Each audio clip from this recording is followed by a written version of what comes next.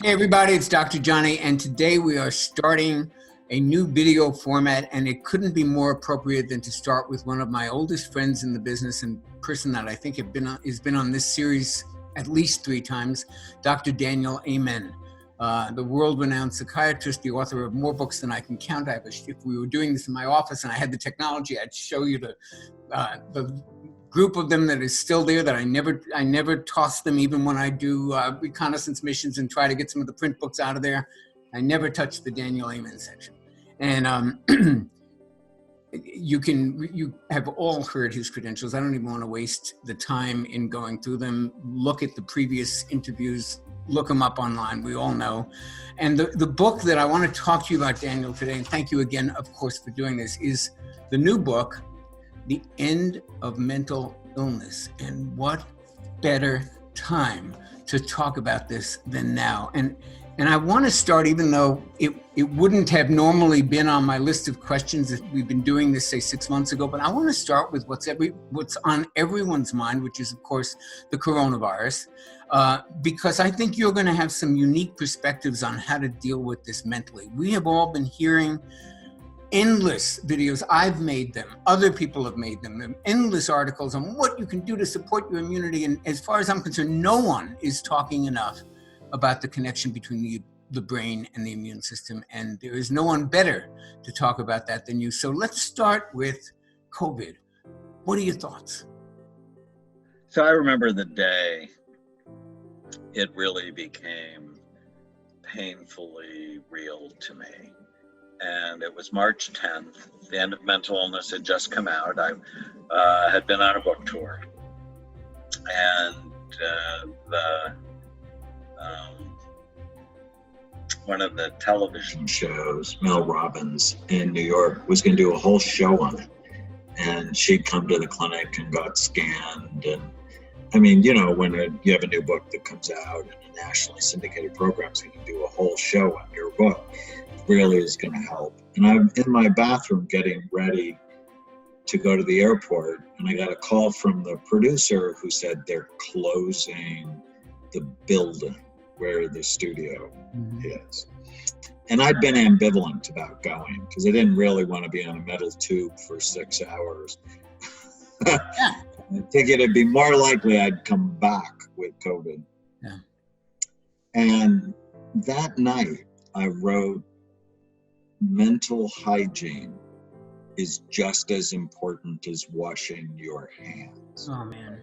We have to disinfect our thoughts so the ants, the automatic negative thoughts, don't steal our immune system along with our happiness.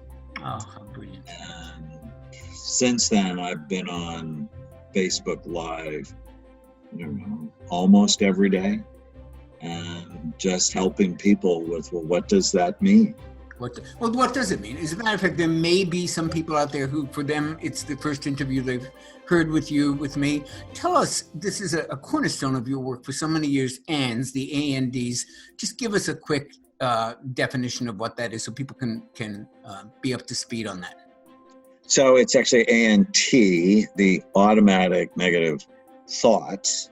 So like those creepy crawly things, the bugs that infect you, is the thoughts that come into your mind automatically often lie to you. And you don't have to believe everything you think. And so the tiny habits, we'll talk about them. Oh, we will indeed. One of the tiny habits I created was whenever you feel sad or mad or nervous or out of control, write down what you're thinking. And then ask yourself if it's true. That we need to discipline our mind if we're going to be happy and successful. And quite frankly, now during a pandemic, is more important than ever. That your brain is the organ of learning, of loving, and decision making.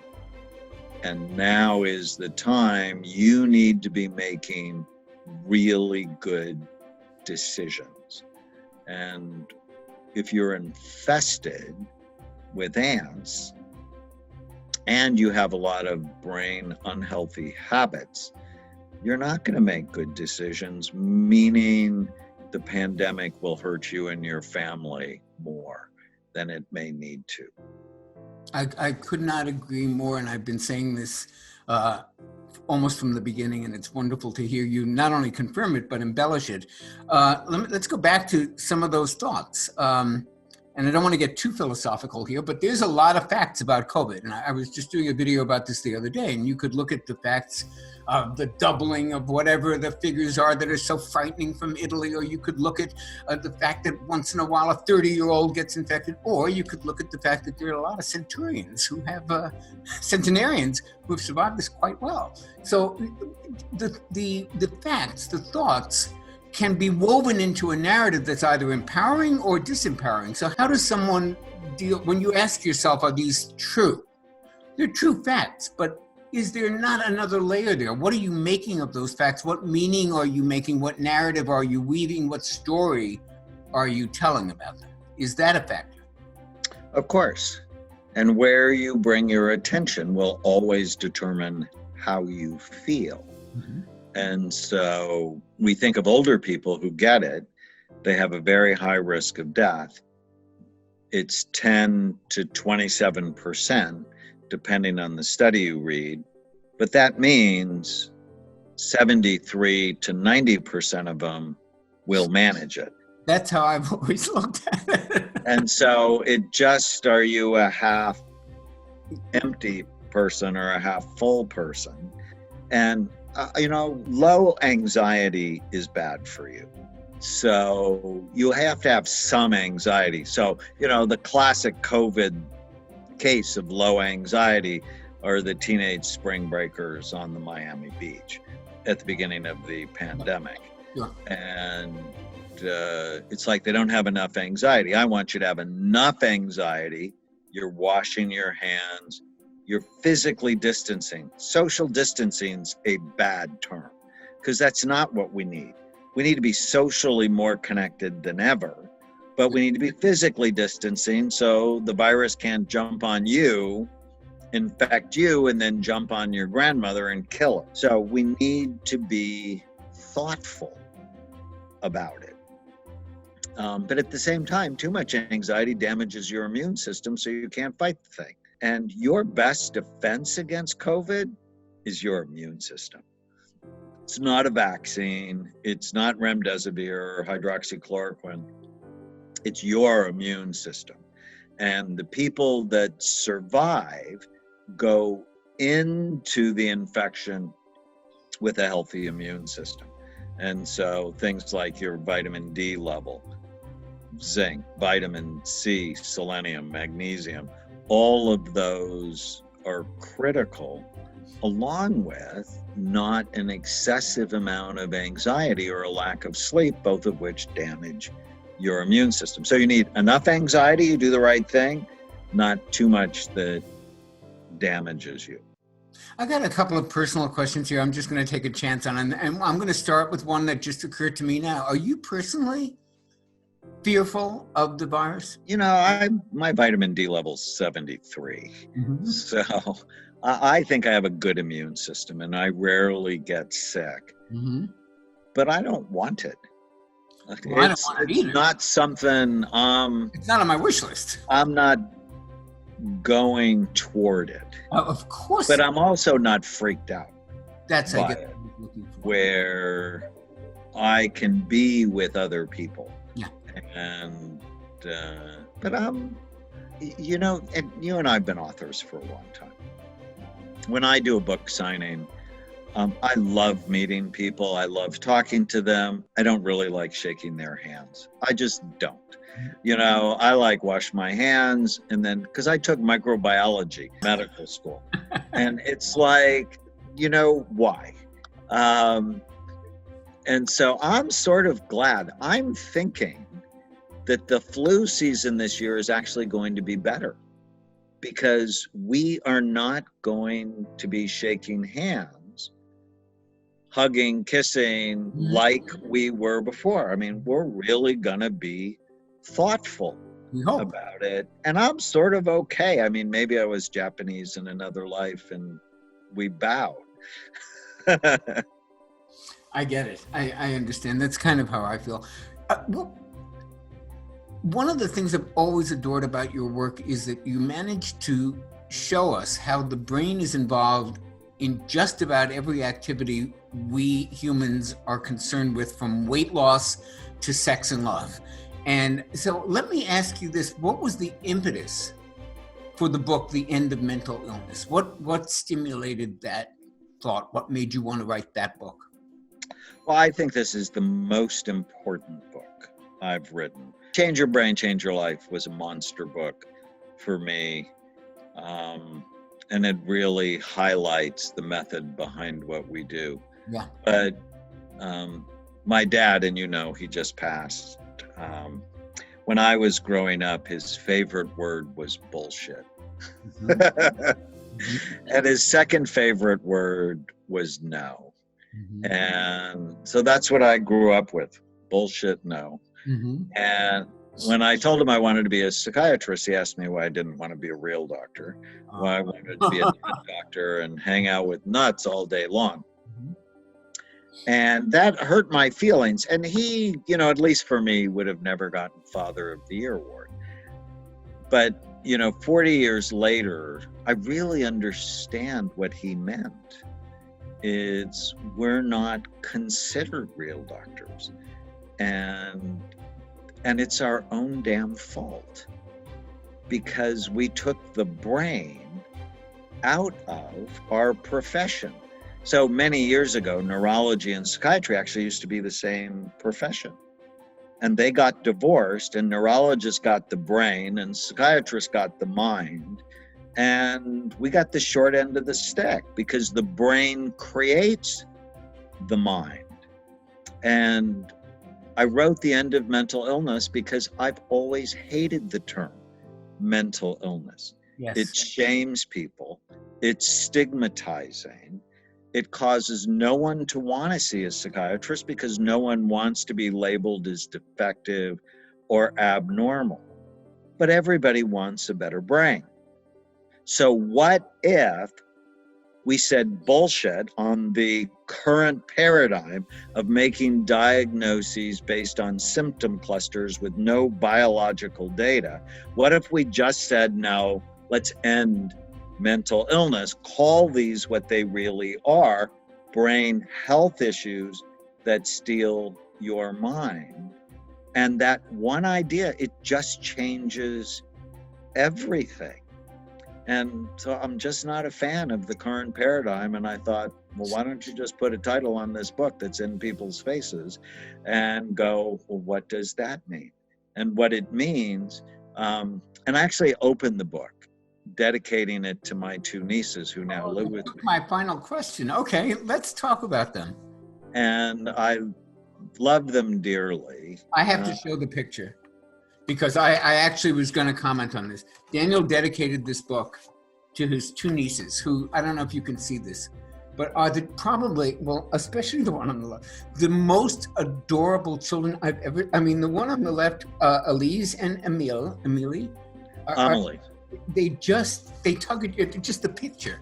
Why did you dedicate the book to them? They're loaded for mental illness. They have family histories of schizophrenia, bipolar disorder, major depression, multiple suicides, addiction, incarceration. And their mother, right? Their mother? On both sides. On both sides, okay. But what you and I know is genes only load the gun. Environment pulls the trigger. What happens to us that pulls the trigger? And unfortunately for these kids, they were raised in chaos, with parents who struggled with addiction, depression, and domestic violence. They had multiple moves, multiple schools. Life was unpredictable. And then about 4 years ago, Child Protective Service took them out of their home and put them in foster care. And that was the worst week of my marriage, because my wife, who grew up in a crazy environment, she's like, I'm not inviting this craziness in my house. And I'm a child psychiatrist, and my flaw, she will say, is I want to help the whole world. And so we fought that week, and we never fight. I had a few.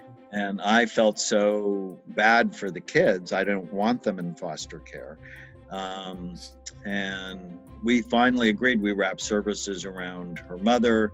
And on Mother's Day 2017, she got the kids back. Ultimately, we felt it was in their best interest to be with us. And the end of mental illness, this book is my blueprint to end mental illness in these kids and in their babies and grandbabies. So how do you do that? Is you prevent or treat the 11 major risk factors that steal the mind. And that's what I talk about in the end of mental illness. It's a very practical book that's based on a ton of science.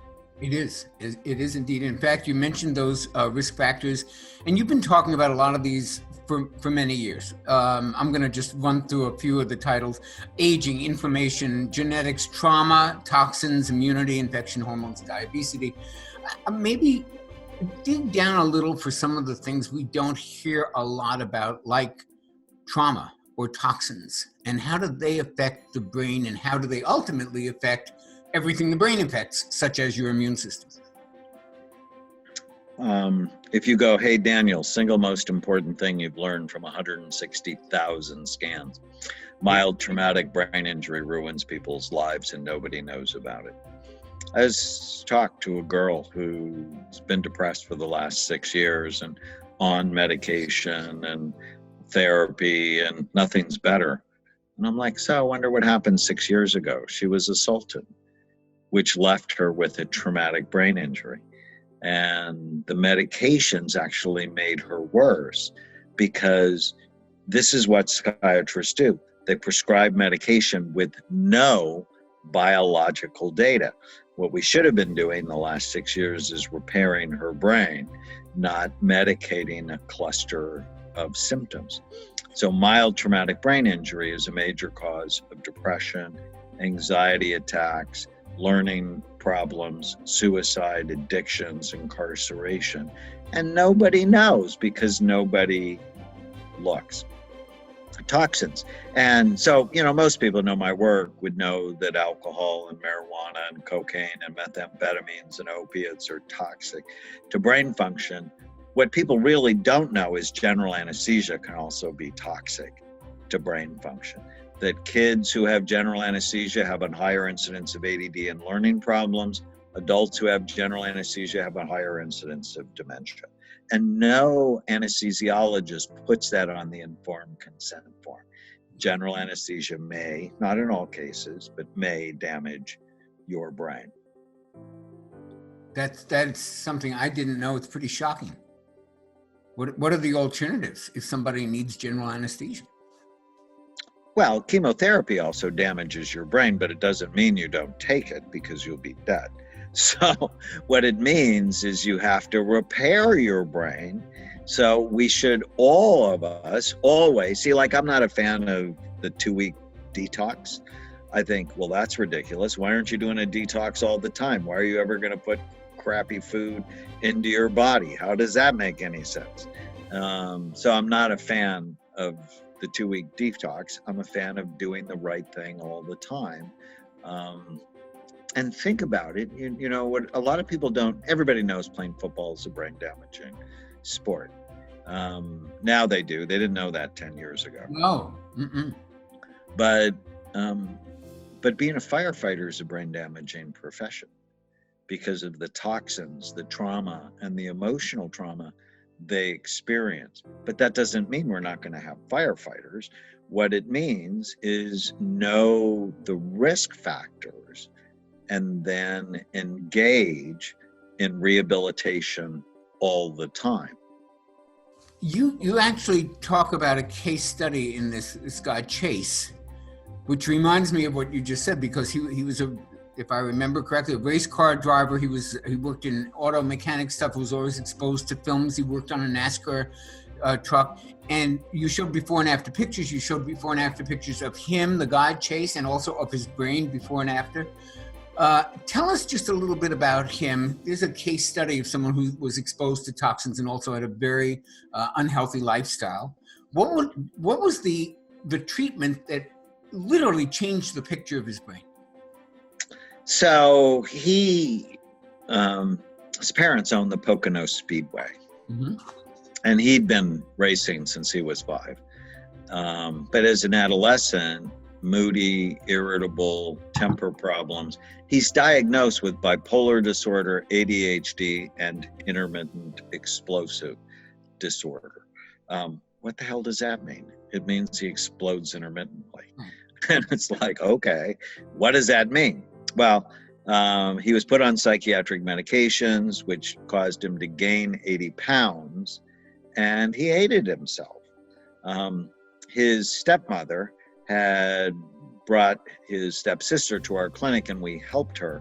And so when Chase came, the family was already on board. His brain was clearly damaged from toxins and physical trauma. He crashed into the wall more than once. And we took him off all of his medicine, put him on a brain healthy diet and a group of supplements and hyperbaric oxygen. And over the next year, he lost 80 pounds.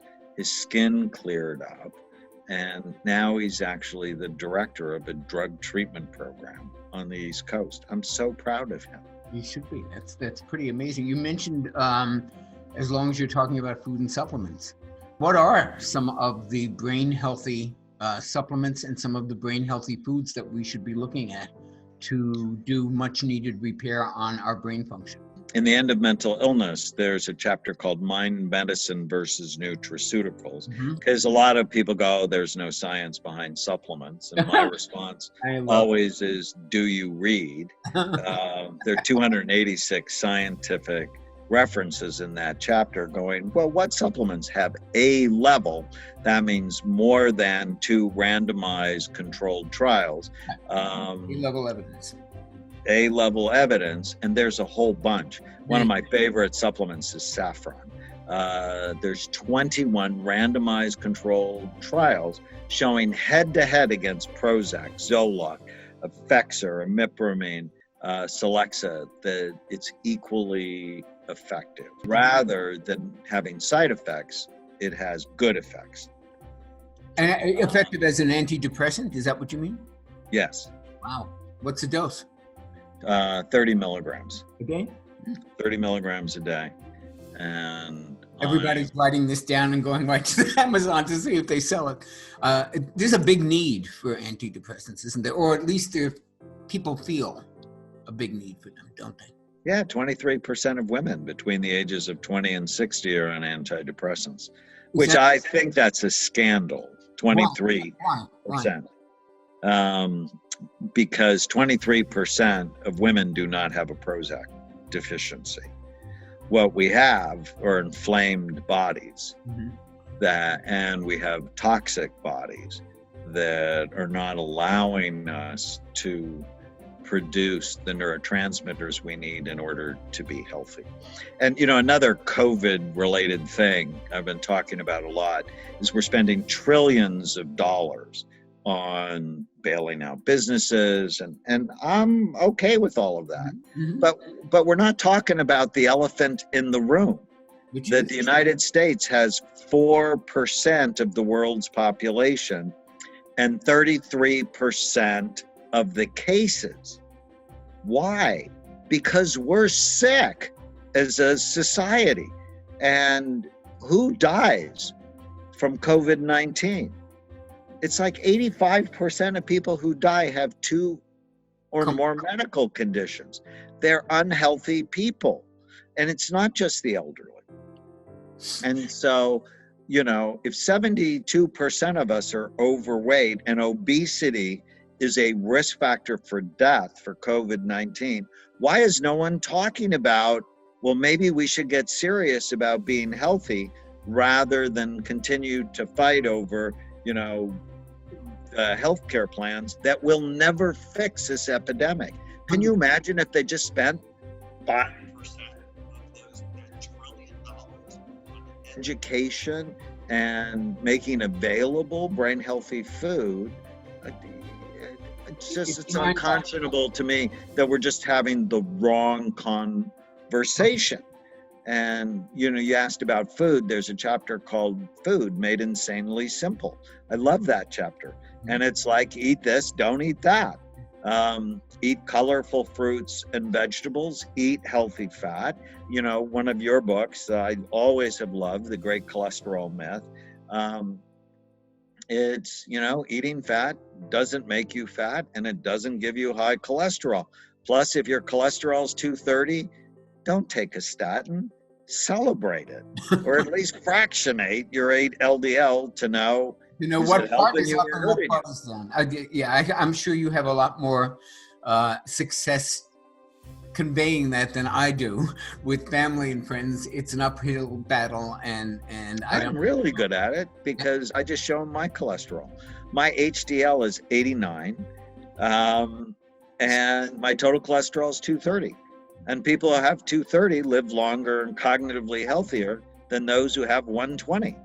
And, under 160 is associated with homicide, suicide, and death from all causes.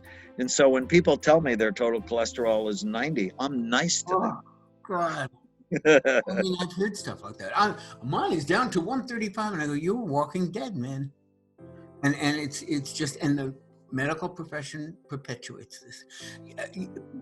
You brought up something that I'm actually dying to ask you about, because I do not understand why more people aren't talking about this. If you list, I think I did it once, the 6 or 7 number one pre-existing conditions that predict a really bad outcome. Like 6 of the 7 are metabolic conditions that have to do with insulin resistance, diabetes, obesity, heart disease, high blood pressure. Is there not a case to be made that the same foods that turn those diseases around might strengthen the immunity of someone who is vulnerable to COVID? Of course. I mean, that's, of course. I mean, isn't there... why are we not talking about that?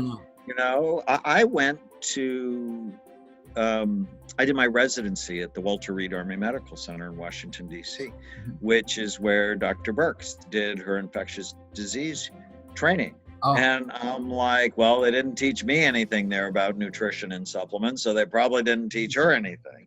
And, they're looking for the magic, the vaccine or the medicine, when the magic is your immune system. And so if you don't strengthen it by what you eat and how you think, you're going to become vulnerable. And I don't want to be a statistic. No, I totally get it. I've talked about this a lot. You can certainly speak to it with much greater authority and depth of knowledge. The science of psychoneuroimmunology. Is that not relevant here? It's, for those who don't know, that is the study of how what you think about, your thoughts, the neurotransmitters that are released, the hormones that are collateral down the line, how everything that happens up there affects immunity. Could you just underline that for us again? That is not a new science. That's been around at least 20 years. Oh, longer. It's been around for 40 years. Okay. It's one of the reasons that drew me to psychiatry, that they were talking about using guided imagery to boost your killer cells, your white blood cells. That laughter enhances your immunity. And clearly what you think determines how you feel. And now we know it affects your immune system. But even more powerful than that, I believe, is your diet. There's a linear correlation between the number of fruits and vegetables you eat a day and your level of happiness. There's this great study from Australia where they looked at 2 outer islands in Australia. One had fast food restaurants, the other didn't. They measured the omega-3 index and the level of depression. The island with fast food restaurants had significantly lower levels of the omega-3 index and 5 times the level of depression. It's the food. Wow. If you can get your food right and your thoughts right and the nutrients right, you're going to have a good shot at living a long, healthy life where you make good decisions. You actually have a thing that you say in the book, The End of Mental Illness: get your brain right and your mind will follow. I guess probably you'd also add to that, so will the body. Tell us, underline that for us one more time, how important taking care of our brains, our stress, our mind is during this very time. How do we find a balance between cautious anxiety, as you talked about, adaptive anxiety, being aware of the risks and making smart decisions, and driving ourselves crazy with anxiety and worry, which in turn depresses our immune system function? Yeah, no, it's a balance. Isolation is a risk factor. Huge, right? For Alzheimer's disease. Loneliness is a risk factor. Having no sunshine is a risk factor. And so being out, but being physically distant, but not socially distant. So I took a long walk this morning with my wife, and we stayed 6 feet apart from the couples that were walking near us or toward us, but we smiled at everybody and it was joyful. We just need to learn more. So I'm doing what I can so the virus doesn't jump on me. But at the same time, if it does, because it's infecting people at very high rates, then I'm going to be ready to fight. Tana and I do a podcast called The Brain Warrior's Way, based on one of the books we wrote together. And, you're in a war. Everywhere you go, someone is trying to shove bad food down your throat that will kill you early. And so, the war is highlighted with COVID-19. And so you need to be armed, prepared, and aware to win the fight of your life. But, the other thing that people are not really dealing with is the death dragon. I think of the death dragon sort of like Godzilla pounding around the globe. And it is actually the denial of death that causes people to live meaningless, purposeless lives, because when you live as if you'll live forever, you don't take care of the things that need to be done today. One way we think a great deal too much about COVID-19. How are we to live in a virus age? I'm tempted to reply, why, as you would have lived in the 16th century when the plague visited London almost every year. Or as you would have lived in a Viking age when raiders from Scandinavia might land and cut your throat any night. Or indeed, as you're already living in an age of cancer, syphilis, paralysis, air raids, railway accidents, and motor accidents. In other words, do not let us begin by exaggerating the novelty of our situation.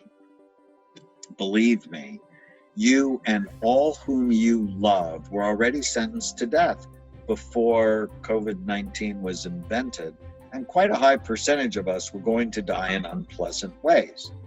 We have indeed one great advantage over our ancestors: anesthesia. It is perfectly ridiculous to go about whimpering and drawing long faces because the scientists have added one more chance of painful and premature death to a world which already bristled with such chances, and in which death itself was not a chance at all, but a certainty. This is the first point to be made, and the first action to be taken is to pull ourselves together. If we are going to be destroyed by COVID-19, let the virus, when it comes, find us doing sensible and human things. Praying, working, teaching, reading, listening to music, bathing the children, playing tennis, not huddled together like frightened sheep, thinking about the virus. The virus may break our bodies, but it need not dominate our minds. Oh, that is such a fantastic quote. I just thank you for sharing that. I'm gonna jump to something that I have never asked you this or mentioned this before, but I don't know, there's different times and we've known each other a long time. So for those who don't, I've known Daniel about 20 years, and we don't see each other a lot. We don't have a big social interaction, but there's always been a very strong warmth and bond between us. Would you agree? I have a theory as to one reason why that is. And I'm going to just throw it to you.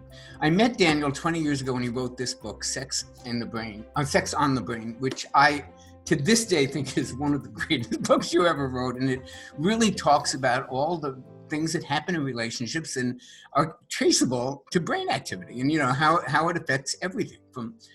And I always felt that one of the reasons that I do feel such a warmth for you and a bond, and I hope I'm not putting you on the spot, is I recognized something in you when I met, which is Daniel and I share something, and I've never said this before. I'm going to get your reaction. Both of us are madly, passionately, like teenagers, in love with our wives. And I saw that in you immediately. When I met you and Tana, it was very clear. And it just made, there's something I recognize in that. It takes, I don't know how long you've been together. It's as long as I've known you. And what is the connection between the brain and love? What is the thing that makes people have an ongoing relationship for 10, 15 years where there's passion and love and respect? That's got to have some brain components. Let's end on a good note. How do you get that? Well, it's purposeful. One, I mean, she's beautiful and she's smart, and I love that. But we fit, like we don't fight, and we like being together, and we're able to say sorry when we say stupid things. How did you get to that place? I'm sure a lot of people are wondering, how do you get a relationship like that? And it's got to involve some very personal work and some very, some good repair work. I guess for me it did. Well, and I think for both of us, because both of us had been in relationships where it didn't fit. So fit is very important. But right away, I was really attracted to her. And then she told me about her crazy past. And so I gave her 10 sessions of EMDR. It's a specific psychological treatment for trauma. And it's like, well, why would you do that? Because I saw such an incredible human being. And if we were going to be together, one, I'd want to know that she would be willing to do that. Mm-hmm. And she found it incredibly valuable. She's coming out with a new book in January called The Relentless Courage of a Scared Child. Love that. Where she really sort of lays it all out there, the work that she's done. So beautiful, smart, vulnerable, and knows how to say sorry. That's just a dynamite combination. That's great. Great. Yeah, and she's a neurosurgical ICU nurse, which means during hard times, she's there. Yeah. That she doesn't shy away from hard situations. That's great. Give her my love. I will. Thank you so much for this interview. Everybody, you should read all his books. I love Change Your Brain, Change Your Life. I love Sex on the Brain. I love The End of Mental Illness. I really recommend it strongly. And Daniel, as always, thank you. I'll probably see you next year on next book, but thank you so much for spending this time with us. We love you. We appreciate you. And thank you again. Well, thanks, Johnny. My love to you and everyone in your family. Thank you. Bye-bye.